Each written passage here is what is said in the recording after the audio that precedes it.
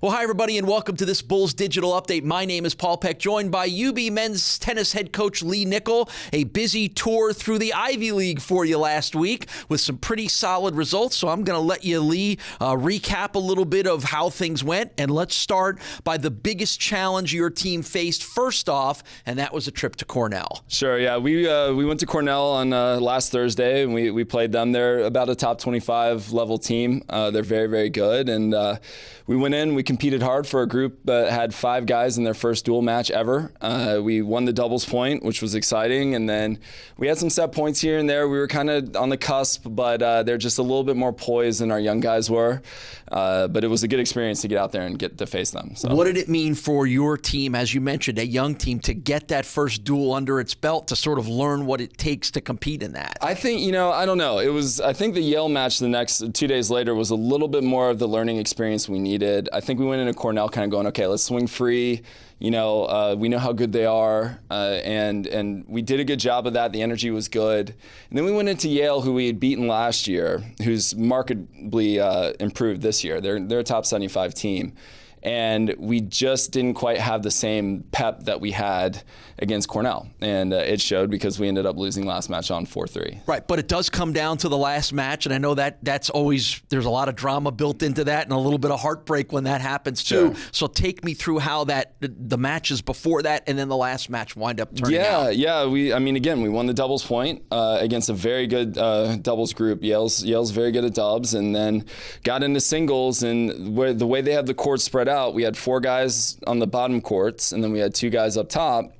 And the 4 guys on the bottom were the young guys that really hadn't participated too much in dual matches, and the energy just went down. And the Billy and Ethan were playing up top, and they just killed it. They won their matches. And as we saw the scores kind of progressing on the scoreboard, we kind of knew, okay, we got to get one of these, and we just couldn't quite get the energy that we needed to kind of get over the hump. And that's the key to college tennis, especially at this level, is whoever's upbeat and positive and has the most energy, and that's is normally the most successful. And that's what we pride ourselves on. And we just kind of lost it after dubs, and that was kind of disappointing. Right. All right. So is it safe to say you found some of that energy in the next meet, which comes against Brown, which winds up being the win 5-2? Yeah, definitely. We so after Yale, so this is not an easy trip either. We go to Ithaca, we drive to New Haven, we play Yale, get done late, and then we drive to Providence. And we played Brown the next morning without having hit on their courts. They have 4 courts in a bubble. It's a little bit of a tough place to play. And all our guys were walking around like the walking wounded. They were sore and hurting, and I was just like, oh man. But we stressed that night before. We talked about the match and how energy probably lost us that match.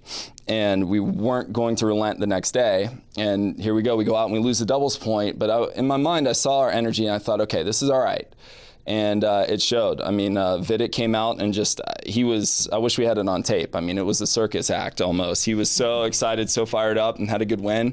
And then from then on, it just kind of went down, all the way down the line. So I don't know if we beat Yale, who knows? Maybe we lose to Brown. Like, we learned a lot from that match, I think. And so to see the guys carried over to Brown is a great sign. All right, so you get that first weekend of dual meets under your belt. What have you learned about your team? We can't put the cart before the horse, I guess. Matt and myself, we're about as competitive as 2 guys that you'll ever meet, and we don't like to lose by any means. And so that Yale match kind of stung. So did Cornell, to be quite honest. I think we had the talent to do some very special things in the next year or 2.